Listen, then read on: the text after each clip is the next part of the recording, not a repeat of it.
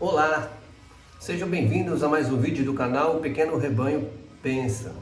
Hoje vamos falar de Marcos, capítulo 1. Mas antes disso, gostaria que você deixasse seu like, que você se inscrevesse nesse canal e você comentasse, né, se você concorda ou se você não concorda, qual outra dúvida que você tem a respeito de Marcos 1, porque isso vai ajudar o canal a ser divulgado, né, para mais pessoas que não conseguem entender de uma maneira simples ou estão enganadas, né, a respeito dos evangelhos e da palavra de Deus.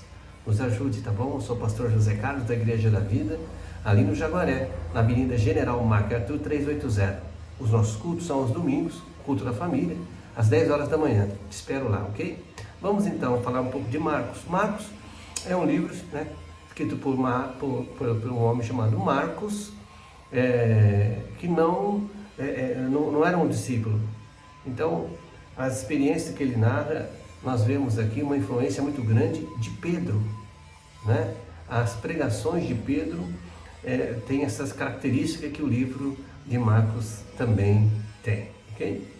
Muito bem, eu separei aqui alguns itens desse capítulo, mas como nós falamos no vídeo passado, a gente vai tentar abordar os assuntos que não fazem parte de Mateus, né, nos vídeos anteriores, porque você já tem esse material para poder analisar, tá ok? Então, vamos falar de João Batista. João Batista aqui, então, ele veio para preparar, ou seja, preparar o caminho para Jesus, falando sobre o arrependimento do pecado, né? A condição humana sem Deus, ou seja, desligada de Deus. Foi isso que João Batista pregava. Por isso que ele falava: arrependei-vos. Arrepender é o primeiro passo. Agora, como fazer para se livrar do pecado que separa o homem de Deus? Aí que entra Jesus, né? Então, João Batista fala sobre o batismo que ele praticava e o batismo que Jesus iria fazer. Jesus, o Messias, né? Então ele diz: eu batizo com água, que é a preparação, né? Não que a água é a preparação, mas a pregação é a preparação, para arrependei-vos, né? Ele diz que ele batizava com água e que Jesus iria batizar com o Espírito Santo. Muito bem, muito se entende errado o que é o batismo com o Espírito Santo. Esse batismo com o Espírito Santo, porque o Espírito Santo é o próprio Deus, não é? Então, esse batismo significa a possibilidade de o próprio Deus habitar em nós, né? Depois de estarmos religados com Deus, porque esse é o propósito primeiro de Deus, não é? Nos temos como seus adoradores, por isso fomos criados. Então, o batismo com o Espírito Santo é exatamente isso, é o momento de nós nascermos de novo e o próprio Deus habitar em nós. O que acontece quando você crê, aceita o sacrifício de Jesus para você e entrega a vida para Ele. E esse é o batismo com o Espírito Santo, né? Porque Ele é o próprio Deus. Tem gente que pensa que o Espírito Santo é um óleo, é uma unção, é um vento, o que mais? É um poder. Não, o Espírito Santo é o próprio Deus, né? Uma vez que você entenda isso, você vai poder conhecer melhor as Escrituras quando falar do Espírito Santo, tá bom? Então, esse é o batismo com o Espírito Santo que Jesus faz todo aquele que entrega a vida para Ele, crendo que Ele é o Messias. Jesus expulsou o demônio. Aqui é uma coisa muito interessante, né, que Jesus deixou o demônio falar, não é? Por que Jesus deixou o demônio falar? Porque foi mais um testemunho de que Jesus é o próprio Deus, né? O Filho de Deus, o Deus encarnado. Quando ele diz o Filho de Deus, o Filho do homem, porque Deus se fez carne, né? E habitou entre nós e nasceu, como todo ser humano nasceu, mas não do pecado. O que é do pecado? Do pecado original que passou para toda a humanidade, né? Uma vez que Maria era virgem, né? E a concepção, ou seja, a geração é pelo Espírito Santo em Maria. Então, por isso que Jesus não tem pecado, né? E o único que tinha, no caso ali, o sangue próprio, o sangue eficaz, que quando derramado perdoaria o pecado da humanidade, né? Que é simbolizado nos sacrifícios mosaicos, quando o sumo sacerdote imolava ali um carneiro, né? Homem sem defeito, significa sem pecado, né?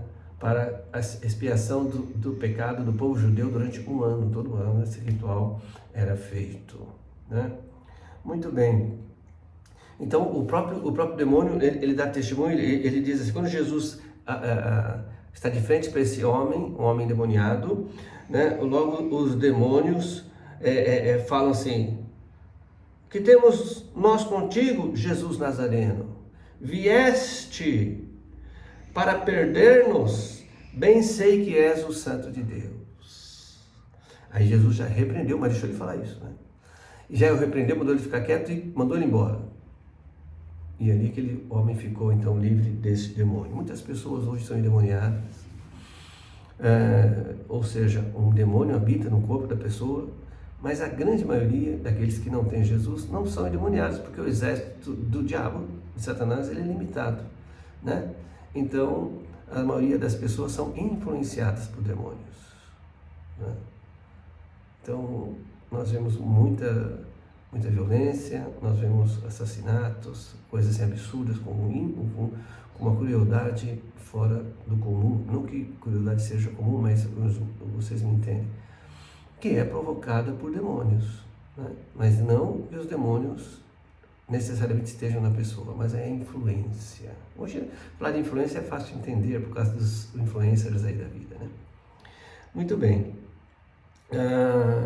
Nós vemos também as curas que Jesus fez. Mais uma vez aqui em Marcos ele relata, né? Marcos faz aqui um resumo, né?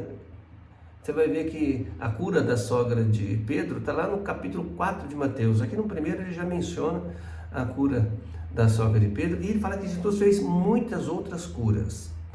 É claro que o motivo principal da cura é o amor de Jesus para conosco. Mas existe um motivo porque Jesus fez tanta cura, porque era um sinal do Messias.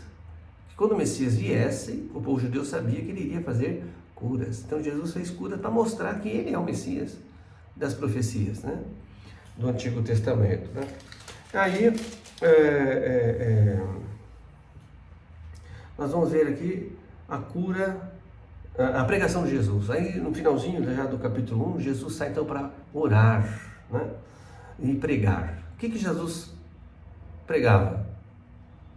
Você sabe o que Jesus pregava? Vamos ver se você lembra lá do vídeo, lá em Mateus, nós falamos sobre isso. Jesus pregava o evangelho do reino, né? Então Jesus falava: agora você salvo, você tem que cumprir toda a lei, para ser salvo você tem que ter o coração puro, para você ser salvo você tem que amar a Deus como você ama o teu irmão, ou amar o teu irmão como você ama a Deus, né? Na realidade, né? E para que as pessoas acordassem e entendessem que não dá para ser salvo sozinho, não dá. E essas pessoas que ouviam a pregação de Jesus, quando pregava o evangelho, quando Jesus estava pregando, Jesus falava: então eu sou o caminho, a verdade e a vida. Então a pessoa fala: bom, para mim ser salvo, eu não consigo fazer nada, ou não consigo fazer aquilo que me disseram que se eu fizer eu sou salvo, então vou ter que me recorrer a Jesus. E Jesus fala: basta você crer em mim, crer que eu sou quem eu sou, o Messias, e se entregar a mim, me seguir, né? Me seguir, né? E hoje não é diferente. Hoje, para a pessoa ser salva, ela precisa crer em Jesus e se entregar a Ele, né? Fazer uma oração e entregar a vida para Jesus. Isso é ser salvo. Isso não é ir para a igreja, não é mudar seus hábitos, não é mudar sua roupa, não é mudar sua maneira de falar, não. É crer em Jesus, crer que Ele veio, Ele é o próprio Deus e veio para pagar o preço do pecado, né? Tá bom? E finalmente Jesus fala então aqui, através de Marcos, que ele curou mais um leproso. Então você vai perceber que há um ênfase na cura da lepra, né? Então na época a lepra, hoje também dependendo do tipo de lepra, não há cura. Você imagina na época de Jesus, não há cura para a lepra, né? Então a lepra aqui espiritualmente simboliza o pecado, não tem cura. O homem não consegue. Então a pessoa era banida da sociedade, ia morar em cavernas, né? e esperando a morte. Assim é a condição espiritual de quem não é salvo. É banido do reino dos céus, da sociedade dos céus, né? Da casa de Deus, do reino de Deus, é banido por causa do pecado. A Bíblia diz que o pecado faz separação entre Deus e o homem. Então, e o que acontece com essas pessoas? Estão esperando a morte. Né? Mas se tiver um encontro com Jesus, como esse homem teve, essa pessoa é curada. No caso aqui, a pessoa foi curada da lepra, algo impossível. Né? A pessoa foi curada da lepra e voltou à sociedade, né? E agora está feliz. Assim é aquela pessoa que entrega a vida para Jesus, crendo que Ele é o Messias. É curada do pecado e se torna membro do reino de Deus, e é a felicidade que ninguém pode tirar. Amém? Então esses foram os assuntos abordados. Se você tiver mais alguma dúvida a respeito, deixe seu comentário aí, tá bom? Quero orar por você e sua casa. Senhor Deus, meu Deus Todo-Poderoso, eu intercedo agora por esta pessoa que está assistindo esse vídeo, e se ela estiver com alguma dor agora, Santo Deus, peço que o Senhor venha curar. E se ela tiver, Santo Deus, com alguma preocupação muito grande, ajuda a resolver. Faça um milagre que essa pessoa precisa, Senhor, em nome de Jesus. Abençoa não somente ela, mas toda a casa dela. É o que eu te peço e te agradeço em nome de Jesus Cristo, nosso Senhor Salvador. Amém.